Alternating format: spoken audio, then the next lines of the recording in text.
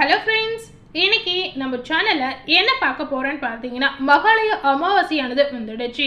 இந்த மகாலய அமாவாசை காலத்துல மிதுனம் ராசி நேயர்களுக்கு இந்த கிரகங்களுடைய அமைப்பால் என்ன மாற்றம் நடந்திருக்கு அப்படிங்கறத பார்க்கலாம். ஸோ மிதுன ராசி நேயர்கள் இந்த வீடியோவை ஸ்கிப் பண்ணாம முழுமையா பார்த்து தெரிஞ்சுக்கோங்க. உங்க ராசிக்கு இந்த மகாலய அமாவாசை காலத்துல இந்த கிரகங்களுடைய அமைப்பால் என்ன மாற்றம் நடந்திருக்கு, என்ன பலன் கிடைத்திருக்கு அப்படிங்கறத பார்க்கலாம். பொதுவாகவே மிதுன ராசி நேயர்கள் எப்படிப்பட்ட குணம் கொண்ட நபராக இருப்பாங்க அப்படின்னு பார்க்கும் பொழுதே பொறுமைக்கும் எல்லை உண்டு என்பதில் தெளிவு பெற்றவர் அப்படின்னே சொல்லலாங்க. அதே போல தன்னை மதிப்பவர்களை மதிப்பவர் மாறாக நடந்து கொண்டால் அவர்களுக்கு தான் பிரச்சனை ஆரம்பம் அப்படின்னே சொல்லலாம். அவங்கள யாரு மதிக்கிறாங்களோ அவங்களுக்கு கண்டிப்பா மதிப்பு அளிப்பாங்க. அதுக்கு மாறாம நீங்க நடந்து கொண்டீங்கன்னா அவர்களுக்கு கண்டிப்பா பிரச்சனை ஏற்படும் அப்படின்னே சொல்லலாங்க. அதே போல மிதுனம் ராசி நேயர்களுக்கு இந்த மகாலய அமாவாசை காலத்துல கிரகங்களுடைய அமைப்பால் உங்களுக்கு என்ன சிறப்பு பலன் கிடைத்திருக்கு அப்படிங்கிறத பார்க்கலாம். முதல்ல மிதுனம் ராசியில இருக்கக்கூடிய உத்தியோகஸ்தரர்களுக்கு பார்க்கும் பொழுது உங்களுடைய பணிகளை விரைவில் முடிக்க சில திட்டங்களை நீங்க கண்டிப்பா போடுவீங்க. இதனால பாத்தீங்கன்னா நீங்க செய்யக்கூடிய திட்டங்கள் அனைத்துமே நிறைவேறும் அப்படின்னு சொல்லலாம். அதே போல உங்களுக்கு அலுவலகத்தில் நிம்மதி கிடைக்குங்க. இதனால் நிம்மதி அடைந்து நீங்க பெருமூச்சு விடக்கூடிய ஒரு காலகட்டம் அப்படின்னு சொல்லலாம். வியாபாரிகளுக்கு இந்த மகாலய அமாவாசை காலத்துல பார்க்கும் பொழுது வியாபாரத்திற்காக வெளிநாட்டில் உங்களுடைய வியாபாரத்தை நீங்க விரிவுபடுத்த ஆரம்பிக்க செய்வீர்கள். அதனால பாத்தீங்கன்னா மற்றொரு வியாபாரத்தையும் தூங்கக்கூடிய வாய்ப்புகள் உங்களுக்கு கண்டிப்பா கிடைக்கலாம்.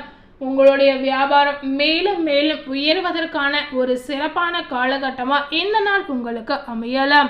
இந்த மகாலய அமாவாசை காலத்துல மிதுனம் ராசி நேயர்களுடைய வியாபாரத்திற்கு பார்த்தீங்கன்னா ஒரு நல்ல முன்னேற்றம் கிடைக்கும் அப்படின்னு சொல்லலாங்க. அடுத்ததாக குடும்ப தலைவிகளுக்கு பார்க்கும் பொழுது உங்களுடைய வீட்டிற்கு தேவையான பொருட்களை வாங்கி குவிப்பீங்க அப்படின்னு சொல்லலாம். வீட்டினை அலங்கரிப்பதற்கு அலங்கார பொருட்களை நிறைய வாங்கக்கூடிய வாய்ப்புகள் பெண்களுக்கு கண்டிப்பா அமைய போகுது. குடும்ப தலைவிகளுக்கு இந்த நேரத்தில் பார்த்தீங்கன்னா நிறைய அலங்கார பொருள் வாங்கக்கூடிய வாய்ப்புகள் கிடைக்கும் அப்படின்னு சொல்லலாம்.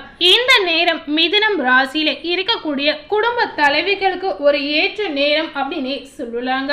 அதாவது அவங்களுடைய ஆசைகள் நிறைவேறக்கூடிய ஒரு சிறப்பான காலகட்டம் அப்படின்னு சொல்லலாம். அடுத்ததாக மிதுனம் ராசியில இருக்கக்கூடிய கலைஞர்களுக்கு இந்த மகாலய அமாவாசை காலத்துல இந்த கிரகங்களுடைய அமைப்பால் உங்களுக்கு என்ன மாற்றம் அப்படிங்கிறத பார்க்கலாம். கலைஞர்களுக்கு பார்த்தீங்கன்னா மிக அதிகமாக சம்பளம் கேட்பதற்கு உங்களுடைய திறமைகளை வளர்த்து கொள்ள நீங்க முயற்சி செய்வீங்க அப்படின்னு சொல்லலாம். அதற்காக பார்த்தீங்கன்னா இன்னும் ஒரு கலைகளையும் நீங்க கற்றுக்கொள்ளக்கூடிய வாய்ப்புகள் உங்களுக்கு நேரலாம். அதாவது மேலும் மேலும் உங்களுடைய திறமையை நீங்க வளர்த்து கொள்ளக்கூடிய ஒரு சிறப்பான காலகட்டமா இந்த நாள் கண்டிப்பா கலைஞர்களுக்கு அமைய போகுது அப்படின்னு சொல்லப்படுது. அதே போல மிதுனம் ராசியில இருக்கக்கூடிய மாணவர்களுக்கு பார்க்கும் பொழுது நீங்க எதிர்பார்த்த மதிப்பெண்களை பெற்று நீங்கள் நினைத்த துறையில் சேர வேண்டும் அப்படின்னு நினைத்தீங்கன்னா கண்டிப்பா இந்த நேரத்துல நீங்க கவனமா படிப்பது ரொம்பவே நல்லதுங்க. எந்த அளவுக்கு உங்க படிப்புல ஆர்வம் இருக்கோ அந்த அளவுக்கு உங்களுக்கு திறமையும் பலனும் கிடைக்கும் அப்படின்னு சொல்லப்படுது. நீங்க எந்த அளவுக்கு கடினமா உழைக்கிறீங்களோ அதுக்கு ஏற்ற பலனா 2 மடங்கு பலன் கண்டிப்பா உங்களுக்கு கிடைக்கும் அப்படின்னு சொல்லலாம். அதனால மாணவர்கள் இந்த நேரத்தில் அதிக கவனத்துடன் செயல்படுவது உங்களுக்கு ரொம்பவே நல்லதுங்க. அதே போல மிதுனம் ராசி நேயர்களுக்கு இந்த மகாலய அமாவாசை காலத்துல என்ன மாதிரி பரிகாரம் செய்யணும் அப்படிங்கிறதையும் தெரிஞ்சுக்கோங்க. உங்களுக்கான பரிகாரம் பார்த்தீங்கன்னா ஐயனாருக்கு பொங்கல் வைப்பது ரொம்பவே நல்லதுங்க. அதே போல அம்மனுக்கு முல்லை பூச்சரம் கொடுத்து மனதார கும்பிட்டு வணங்கி வந்தீங்கன்னா கண்டிப்பா உங்க வாழ்க்கையில இருக்கக்கூடிய பிரச்சனைகளுக்கு ஒரு தீர்வு இதனால கிடைக்கும் அப்படின்னு சொல்லலாம். அதே போல உங்களுக்கு இருக்கக்கூடிய மன குழப்பங்கள் அனைத்துமே நீங்கி உங்களுக்கு ஒரு நல்ல நிம்மதியான நிலை ஏற்படும். அதே போல எந்த விஷயத்துல நீங்க குழப்பமா இருக்கீங்களோ அதுக்கு ஒரு முற்றுப்புள்ளி இதனால கிடைக்கும் அப்படின்னு சொல்லலாம். கண்டிப்பா மிதுனம் ராசி நேயர்கள் இந்த மகாலய அமாவாசை காலத்துல இந்த பலனுக்கேற்ப நீங்க நடந்து கொள்ளலாம். அதே போல முடிந்த அளவுக்கு பார்த்தீங்கன்னா இந்த பரிகாரத்தையும் செய்ய ட்ரை பண்ணுங்க.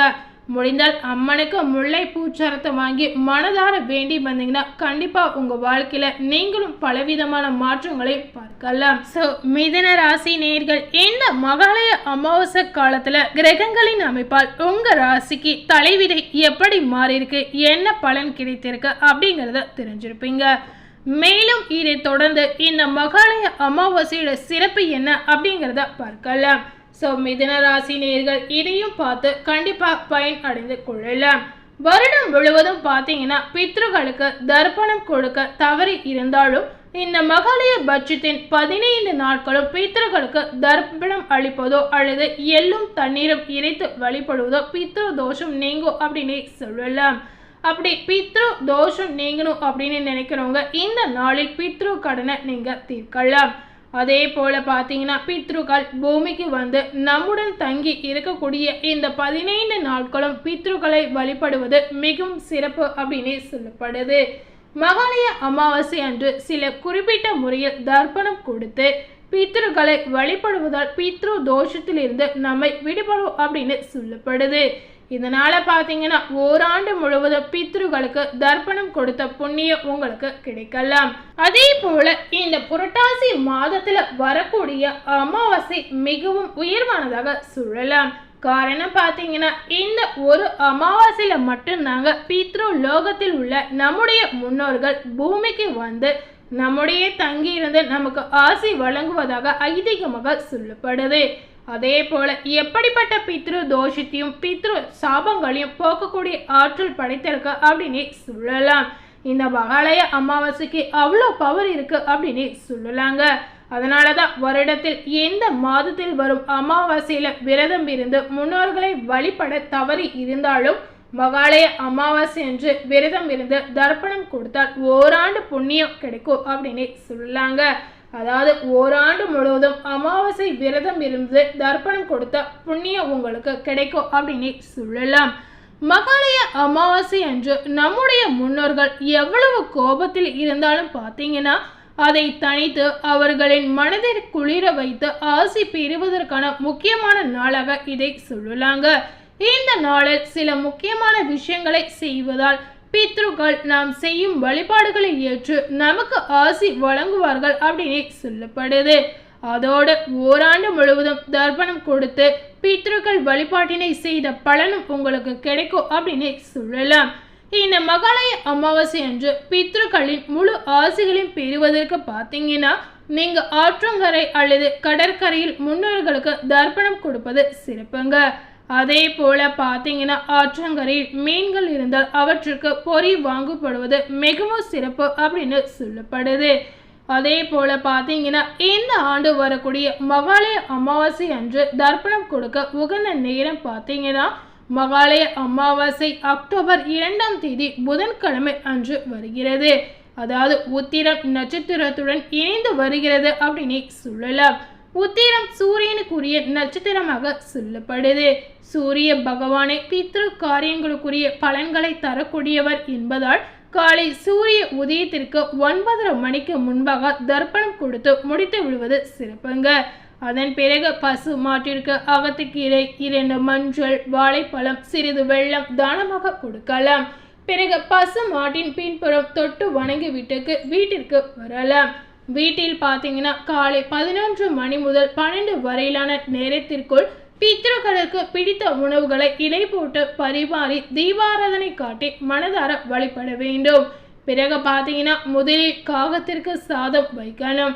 அதன் பிறகு யாராவது இயலாத நிலையில் இருப்பவர்களுக்கு உணவு கொடுக்கலாம்.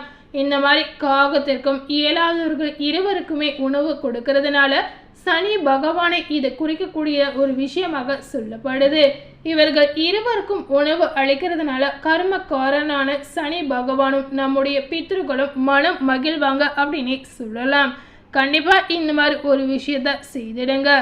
ஸோ இன்னைக்கு நம்ம சேனலில் இந்த மகாலய அமாவாசை காலத்தில் மிதுனம் ராசி நேயர்களுக்கு என்ன பலன் கிடைத்திருக்கு அப்படிங்கிறத பார்த்துருப்பீங்க. அதே போல் இந்த மகாலய அமாவாசைய சிறப்பு என்னங்கிறதையும் பார்த்துருப்பீங்க.